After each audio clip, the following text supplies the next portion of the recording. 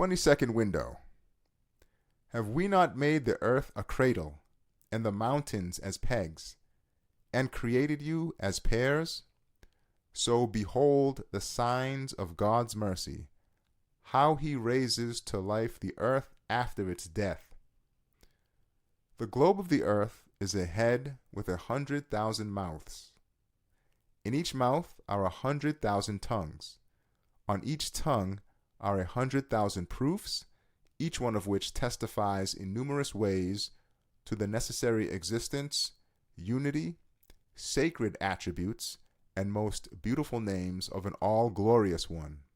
Yes, we consider the first creation of the earth, and we see that rock was created from matter in a fluid state, and that soil was created from rock. If that substance had remained fluid, it would not have been habitable.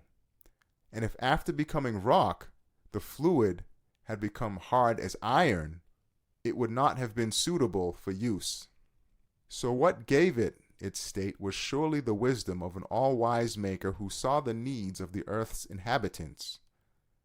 Then the layer of the soil was thrown over the pegs of mountains so that the earthquakes arising from internal upheavals could breathe through the mountains, and they would not cause the earth to be shaken out of its motion and duties.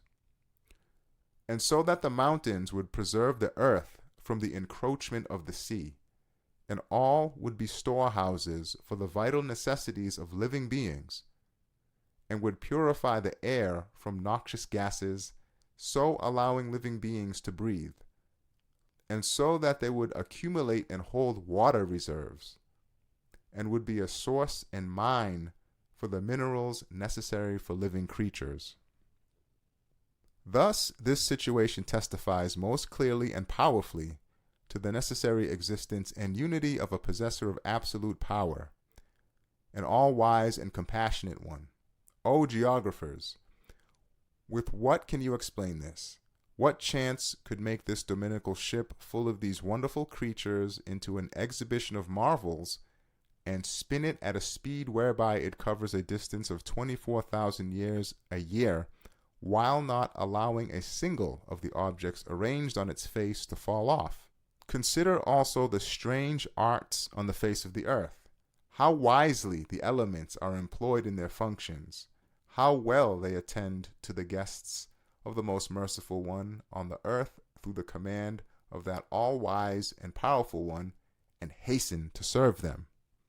Also look at these embroidered lines within strange and wondrous arts on the face of the earth, multicolored and full of strange wisdom. See how the brooks and streams, seas and rivers, mountains and hills have all been made dwellings and means of transport suitable for his various creatures and servants. See how with perfect wisdom and order he has then filled them with hundreds of thousands of varieties of plants and animals, and given them life and made them rejoice, and how regularly, minute by minute, he discharges the creatures and empties those dwellings with death, and then once again, in orderly fashion, refills them in the form of resurrection after death. This testifies with hundreds of thousands of tongues to the necessary existence and unity of an all-powerful one of glory, an all-wise one of perfection. In short, the earth, the face of which is an exhibition of marvels of art, a display of wonders of creation, a place of passage for the caravans of beings, and a mosque and dwelling for the ranks of worshippers, is like the heart of all the universe. It thus displays the light of divine unity to the same degree as the universe. O geographer, if the head of the earth has 100,000 mouths, and with 100,000 tongues in each it makes known God, and still you do not recognize him and plunge your head in the swamp of nature, then ponder over the greatness of your fault. Know what a grievous punishment it makes you deserve. Come to your senses and extract your head from the swamp. Say, I believe in God, in whose hand is the sovereignty of all things. 23rd window. Who creates death and life? Life is the most luminous, the most beautiful of the miracles of dominical power. It is the most powerful and most brilliant of the proofs of divine unity. It is the most comprehensive and most shining of the mirrors displaying the manifestations of the eternally besought one. Yes, on its own, life makes known a living and self-subsistent one together with all his names and acts. For life is a light, a medicament, like a potion blended from numerous attributes. Just as the 7 colors are combined in light, and various drugs are blended together in a medicament, so life is a reality made of numerous attributes. Some of the attributes in its reality expand by means of the senses. They unfold and are differentiated. However, the greater part make themselves perceived in the form of the emotions. They make themselves known by welling up out of life. Furthermore, life comprises sustenance, mercy, grace, and wisdom, which are dominant in the planning and administration of the universe. It is as if life fastens them on behind it and draws them into the place it enters. For example, when life enters a body, the name of all wise is also manifested. It makes its home well and orders it with wisdom. In the same way, the name of all generous is manifested, and it organizes and decorates its dwelling according to its needs. At the same time, the manifestation of the name of all compassionate is apparent. It bestows all sorts of bounties for the continuance and perfection of life. Again, at the same time, the manifestation of the name of provider appears. It produces the sustenance, material and immaterial, necessary for the perpetuation and unfolding of the life, and in part stores them up within its body. That is to say, life is like a point of focus. Various attributes enter one another. Indeed, they become one and the same. It is as if, in its entirety, life is both knowledge and at the same time power, and at the same time wisdom and mercy, and so on. Thus, with regard to this comprehensive essence, life is a mirror to the eternally besought one, reflecting the essential dominical attributes. It is due to this mystery that the necessarily existent one, who is the ever-living and self-subsistent one, creates life in great abundance and plenitude, and scatters it far and wide, and broadcasts it, and gathers everything around life and makes it serve it. For life's duty is great. Yes, it is not easy to be the mirror of the eternally besought one. It is not some petty duty. Thus, the instantaneous and continuous coming into existence from nothing of these countless, numberless lives which we all the time see before our eyes, and of spirits, which are the origins and essences of lives, their being sent, demonstrate the necessary existence, sacred attributes, and most beautiful names of a necessarily existent and ever-living and self-subsistent one as clearly as sunbeams show the existence of the sun. Just as someone who does not recognize and accept the existence of the sun is compelled to deny the light which fills the day, so one who does not recognize the Son of divine oneness, who is ever-living and self-subsistent and the giver of life and death, has to deny the existence of the living creatures which fill the earth and even the past and the future. He has to fall 100 times lower than an animal, to fall from the level of life to become something utterly ignorant and lifeless. 24th window. There is no God but He. Everything will perish, save His countenance. His is the command, and to Him shall you return. Death is a proof of dominicality as much as life is a proof of it. It is a most powerful proof of divine unity. As the verse, "Who creates death and life," indicates, death is not non-existence, annihilation, non-being, and authorless extinction. Rather, as is shown in the first letter, it is a being discharged from service by an all-wise author, a change of residence, an exchange of bodies, a rest from duty, a being freed from the prison of the body. It is a wise and orderly work of wisdom.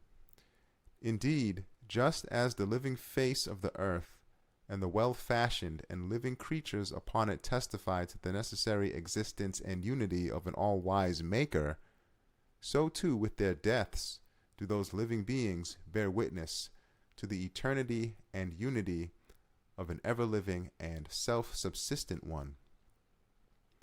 Since it is proved and elucidated in the 22nd word that death is an extremely powerful proof of divine unity and eternity, we refer the discussion to that word and here only explain one important point. It is as follows. Both with their existences do living beings point to the existence of a necessarily existent one.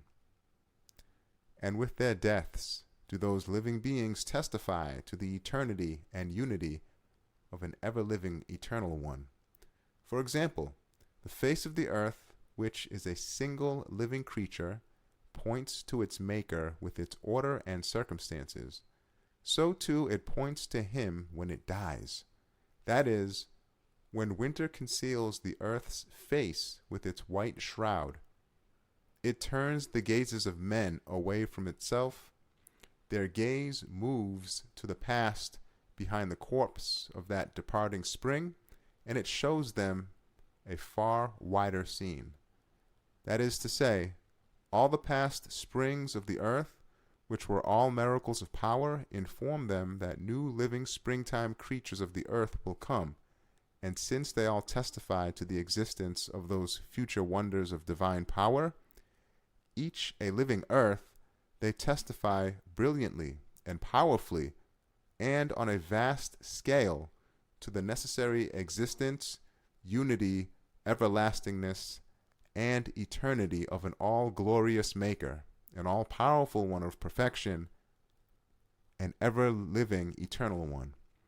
They demonstrate such brilliant proofs that whether one wants to or not, they make one declare, "I believe in God, the one, the unique." In short, according to the meaning of the verse, and gives life to the earth after its death, just as this living earth testifies to the Maker with the spring, so with its death it turns man's gaze to the miracles of divine power lined up on the two wings of time, the past and the future. It alludes to thousands of miracles of power in place of one miracle, and each of those springs testifies more certainly than this present spring, for those which have departed towards the past have gone together with their apparent causes, and after them others like them have come in their places. This means that apparent causes are nothing, only that an all-powerful one of glory creates the springs, and tying them to causes shows that he has sent them. As for the faces of the earth, lined up in future time, they testify still more brilliantly. For they will be made anew from nothing, from non-being, and sent. They will be put on the earth, made to do their duty, and then sent away. And so, O heedless one, deviated into nature and drowning in its swamp, how can something which does not possess hands wise and powerful enough to reach all the past and all the future interfere in the life of the earth? Can your total non-entity of nature interfere in it? If you want to be saved, say, at the very most, nature is a notebook of divine power. And as for chance, it is a veil to hidden divine wisdom which conceals our ignorance. Approach the truth.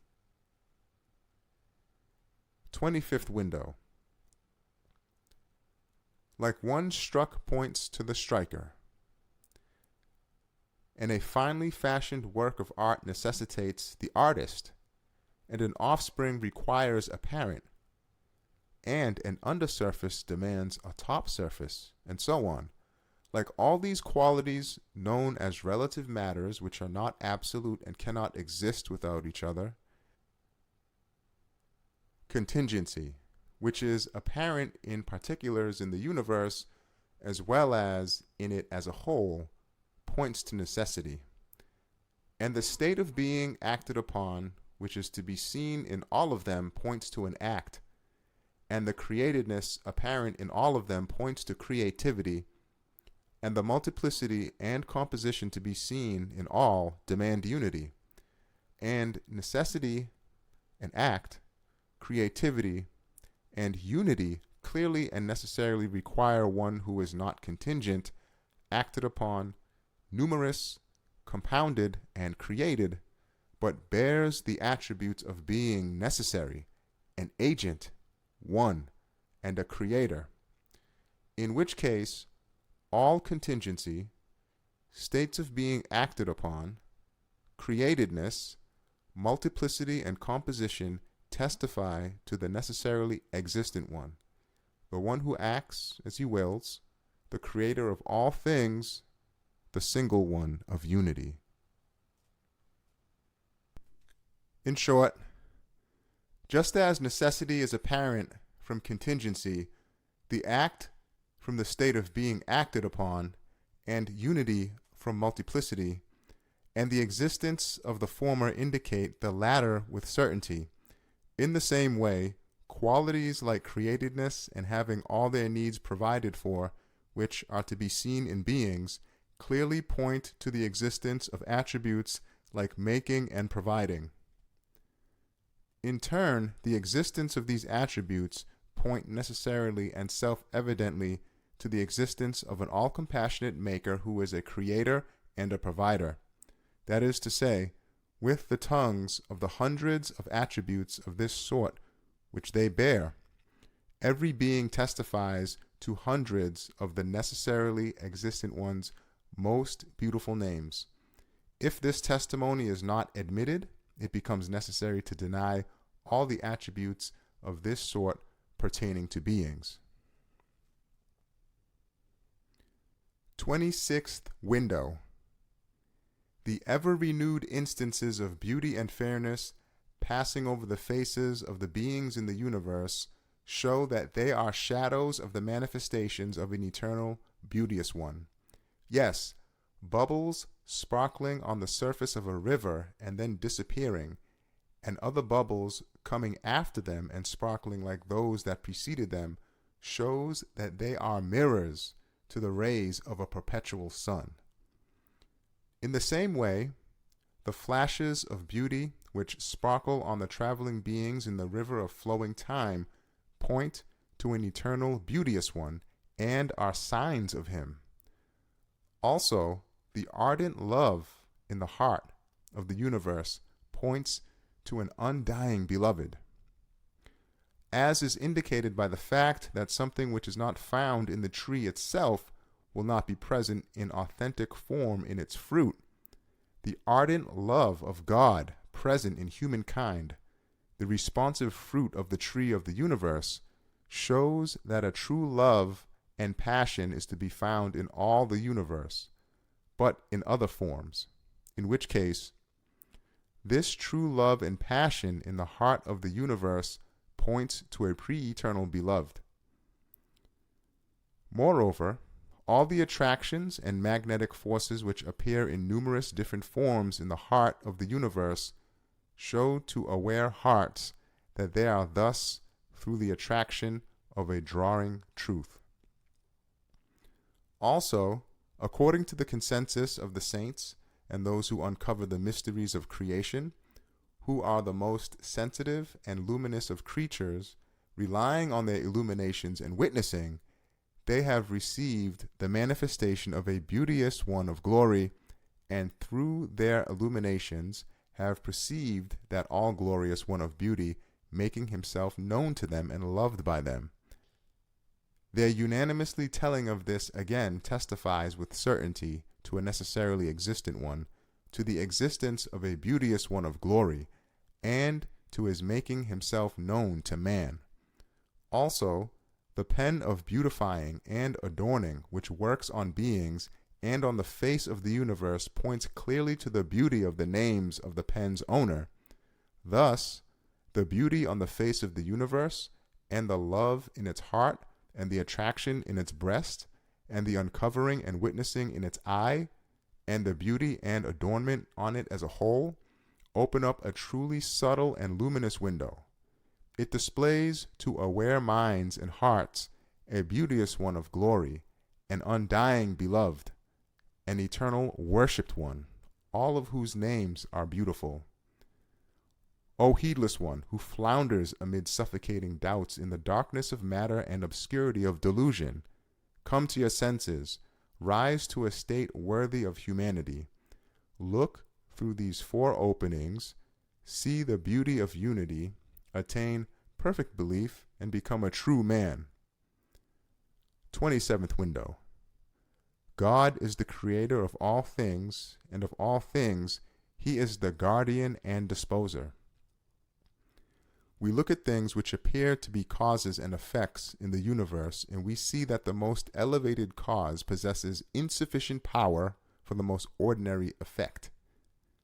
This means that causes are a veil, and something else makes the effects.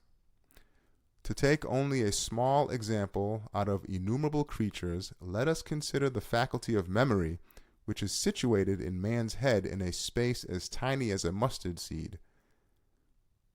We see that it is like a book, so comprehensive, indeed, like a library, that within it is written without confusion the entire story of a person's life. What cause can be shown for this miracle of power, the gray matter of the brain, the simple unconscious particles of its cells, the winds of chance and coincidence? But that miracle of art can only be the work of an all-wise maker who, in order to inform man that all the actions he has performed have been recorded and will be recalled at the time of accounting, writes out a small ledger from the great book of man's deeds to be published at the resurrection, and gives it to the hand of his mind. Thus, since they are comparable to man's faculty of memory, make an analogy with all eggs, seeds, and grains, and then compare other effects to these small and comprehensive miracles. Because whichever effect and work of art you look at, it contains such wonderful art that not only its common, simple cause, but if all causes were to gather, they would declare their impotence before it. For example, suppose the sun, which is imagined to be a large cause, to possess will and consciousness. If it is said to it, "Are you able to make a fly?" Of course it would reply, "Through my Creator's bounty, there is plenty of light, heat, and colors in my shop, but such things in the fly's being as eyes, ears, and life are neither in my shop, nor are they within my power." Furthermore, the wonderful art and adornment and effects dismiss causes, and indicating the necessarily existent one, the causer of causes, in accordance with the verse, and to him goes back every affair, hand over matters to him. In the same way, the results, purposes, and benefits attached to effects demonstrate self-evidently that they are the works of an all-generous sustainer, an all-wise and compassionate one, beyond the veil of causes. For unconscious causes certainly cannot think of some aim and work for it. And yet we see that each creature which comes into existence does so following not one, but many aims, benefits, and instances of wisdom. That means an all-wise and generous sustainer makes those things and sends them. He makes those benefits the aim of their existence. For example, it is going to rain. It is obvious how distant the causes that apparently result in rain are from thinking of animals and having pity and compassion on them. That means it is sent to their assistance through the wisdom of a compassionate creator who creates the animals and guarantees their sustenance. Rain is even called mercy because since it comprises numerous works of mercy and benefits, it is as if mercy has become embodied as rain, has been formed into drops, and arrives in that way. Furthermore, all the finely adorned plants which smile at creatures and the embellishments and displays in animals self-evidently point to the necessary existence and unity of an all-glorious one behind the veil of the unseen, one who wants to make himself known and loved through these beautifully adorned fine arts. That is to say, this adornment in things and these displays and embellishment indicate of a certainty the attributes of making known and making loved. While the attributes of making known and making loved self-evidently testify to the necessary existence and unity of an all-powerful maker who is loving and known. In short, since causes are extremely commonplace and impotent, and the effects attributed to them are most valuable and full of art, this dismisses causes. The aims and benefits of effects also discharge ignorant and lifeless causes and hand them over to an all-wise maker. Also, the adornment and skill on the face of effects indicates a wise maker who wants to make his power known to conscious beings and desires to make himself loved. O wretched worshipper of causes! With what can you explain these important truths? How can you deceive yourself? If you have sense, rend the veil of causes and declare, He is one, He has no partners. Be saved from innumerable delusions.